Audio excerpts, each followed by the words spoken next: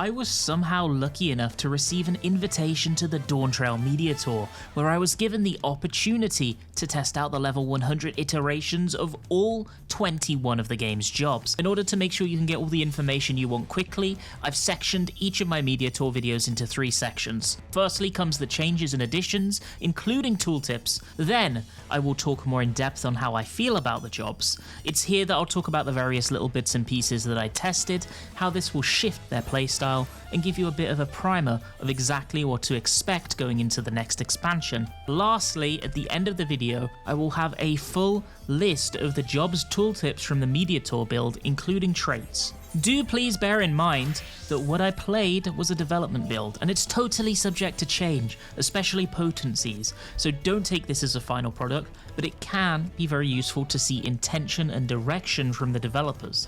Additionally, I had very limited time to test everything, and our play session was at like 400 ping due to needing to route the server access through North America, then all the way to Japan. So what you're going to be seeing from me is definitely not peak gameplay. My apologies, I did the best I could with what we had access to.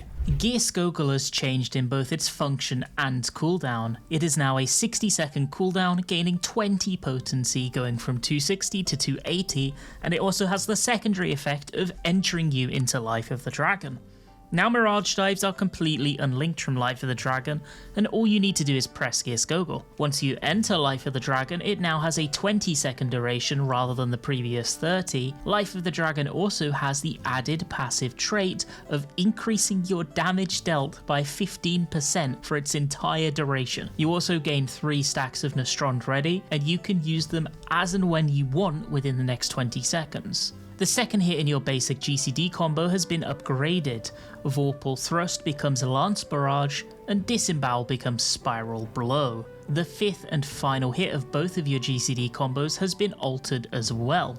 Now instead of using one of Fang and Claw or Wheeling Thrust, you will instead finish off your combo with Drakesbane, a 440 potency hit with 0 positional requirements. Spine Shatter Dive and Dragon Sight have both been removed from the game completely. Battle Litany had its duration extended from 15 seconds to 20 seconds, which is a move that seems to have happened across the board with raid buffs in Dawntrail. Dragonfire Dive receives a new OGCD combo action in the form of Rise of the Dragon. This attack hits for 550 potency. Stardiver also gets an OGCD combo action of its own, and this one is called Starcross. Starcross is now the biggest potency hit in a Dragoon's arsenal because it deals an incredible 700 potency worth of damage. Winged Glide has been added as a new form of gap closer.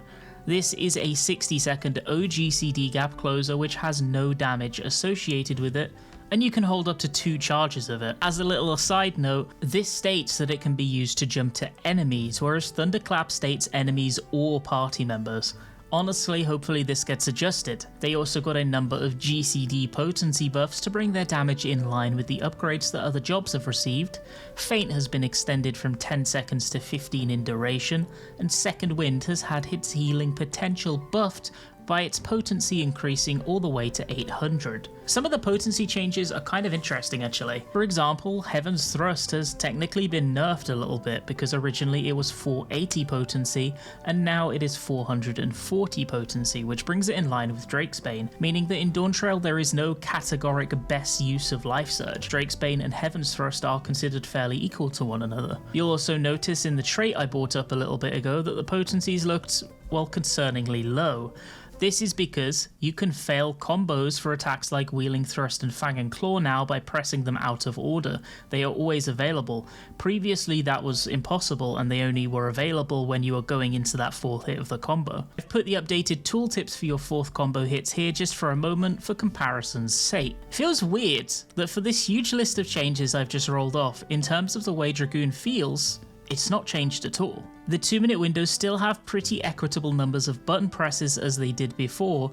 You lost 2 Spine Shatter Dives, but you gained 2 new OGCDs, and you lost Dragon Sight, but now your 3rd Nostron needs to be within that 20-second window, so it's actually completely identical. I think removing the annoyance of Dragon Sight targeting and needing to do the 2 gap closes in the form of the Spine Shatter Dives though is probably a good thing, because I think they were probably the weakest part of Dragoon's burst, and their button presses have been replaced by something that's a bit more fun fun to do. While very dedicated Dragoon enthusiasts may be upset that Mirage Dive is no longer tied to your life cycles because you could do some shenanigans there, I think what they've done here is honestly much better for the health of the job.